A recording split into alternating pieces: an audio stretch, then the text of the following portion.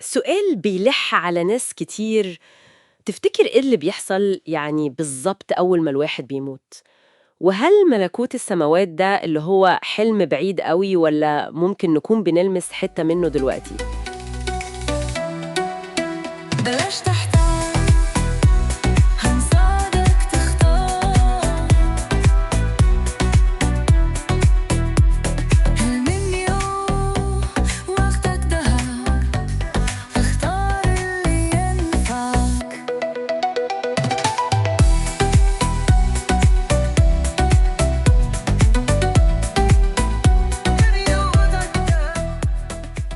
أهلاً بيكم في المانيو، المكان اللي بيساعد الكل يختار هيتعمق في إيه.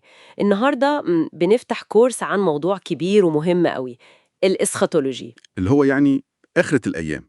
إيه اللي هيحصل في الآخر وبعد الآخر ده من وجهة نظر كتابية؟ تمام. الكورس ده بيبدأ بفكرة بصراحة أساسية وممكن تغير نظرتنا خالص. اللي هي إيه بقى؟ فكرة إن ملكوت الله يعني مش مجرد حدث مستقبلي وخلاص. لا، هو بدأ فعلا، بدأ بمجيء المسيح، بخدمته، بعمله الخلاصي. اللي هو الملكوت اتأسس لكن لسه ما اكتملش، يعني إحنا عايشين في فترة تداخل غريبة كده. بالظبط كده، هي دي. إحنا دلوقتي في فترة اسمها الأيام الأخيرة.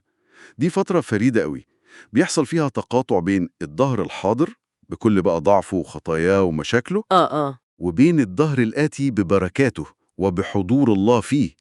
يعني احنا بنلمس قوة الملكوت دي، بنشوف عمل الروح القدس في حياتنا في الكنيسة. بس في نفس الوقت لسه بنعاني ألم وضعف وخطية. ده أكيد بيعمل توتر جوانا. يعني الصراع ده طبيعي، مش علامة إن ربنا سايبنا مثلا. تماما. الكورس بيشوف إن الصراع ده جزء متوقع جدا من الحياة في مرحلة التداخل دي. النقطة التانية المهمة قوي اللي بيركز عليها الكورس هي الفرق الجذري بين حالتين بنعيشهم كبشر: حالتين زي إيه؟ الموت الروحي والحياة الروحية. طيب خلينا نفهمها أكتر دي. يعني إيه ميت روحيا؟ معناه إن الإنسان بطبيعته قبل التجديد بالروح يعني بيكون منفصل عن الله، في انفصال. سبب الانفصال ده هو الخطية. الكورس بيستخدم تعبيرات قوية شوية، زي إيه؟ زي إنه في حالة عداوة مع الله وعنده عجز أدبي. عجز أدبي؟ تقصد إيه؟ يعني مش قادر من نفسه إنه يرضي ربنا، مش قادر يعمل أعمال مقبولة قدام ربنا. دي حتة شرحها القديس أغسطينوس كتير، حتى لو الأعمال دي شكلها كويس من بره. النقطة دي قوية فعلا.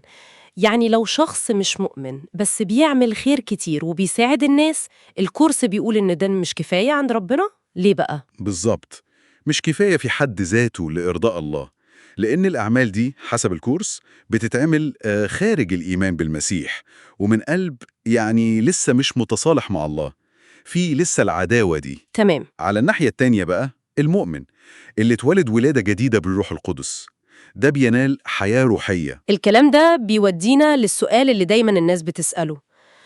طيب بعد الموت الجسدي مباشرة إيه اللي بيحصل؟ الكورس بيناقش النقطة دي بوضوح شديد. بالنسبة للمؤمنين، أرواحهم بتروح فوراً، تكون مع المسيح في حالة من الراحة بقى والبركة والفرح والشركة مع القديسين اللي سبقوه. ده مكان انتظار مجيد ليوم القيامة. مفهوم. طب وبالنسبة لغير المؤمنين الوضع إيه؟ أرواحهم بتروح لمكان تاني، مكان بيكون فيه وعي وعذاب. الكتاب المقدس بيوصفه بألفاظ مختلفة، زي شيول أو الهاوية أو الجحيم. ومهم نفهم إن دي مش الحالة النهائية الأبدية ليهم، لا، لكنها بداية واعية جدا لتحديد مصيرهم النهائي بعد كده. بتيجي في بالي هنا قصة الغني والعازر اللي حكاها المسيح.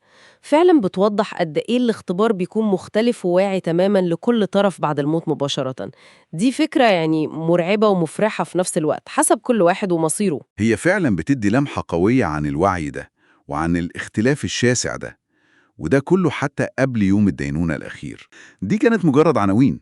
الكورس بيغوص في تفاصيل أكتر بكتير، يعني مثلا من العناوين اللي هنلاقيها في الكورس الكامل: إزاي العهد القديم كان بيتوقع نهاية التاريخ، وإزاي التوقعات دي اتحققت في المسيح بشكل يعني مختلف وأعظم. معنى أول وعد بالإنجيل خالص في سفر التكوين اللي هو بروتو إيفانجيليون. ليه بنعاني في العالم ده أصلاً؟ طبيعة هذا الدهر، تفاصيل أكتر عن الموت الجسدي. هل هو نهاية ولا مجرد انتقال؟ وشكل اختبار المؤمنين في السماء بعد الموت مباشرة، الراحة والمجد والشركة دي يعني إيه تفاصيلها؟ القيامة الجسدية نفسها في الآخر، قيامة للحياة وقيامة للدينونة. وكمان شكل الحياة الأبدية بقى في السماوات الجديدة والأرض الجديدة، وهل في مكافآت مختلفة للمؤمنين وإيه شكلها؟ وغيرهم كتير طبعا، فاللي حابب يتعمق أكتر في كل النقط دي هيلاقي رابط الكورس الكامل موجود في وصف الحلقة. وكمان في إضافة جديدة السنة دي، هتلاقوا رابط ل AI Chatbot. ده روبوت ذكاء اصطناعي متخصص، ممكن أي حد يسأله أي سؤال في محتوى الكورس ده وهو هيرد عليه بناء على معلومات الكورس. دي حاجة مفيدة جدا للمذاكرة والمراجعة. قولوا لنا بقى في التعليقات، تحبوا المنيو الجاي يكون عن إيه؟ إيه الموضوع اللي شاغل بالك ومحتاج تعرف عنه أكتر من وجهة نظر كتابية؟ بودكاست المنيو، وقتك ذهب، اختار اللي ينفعك. سلام. سلام.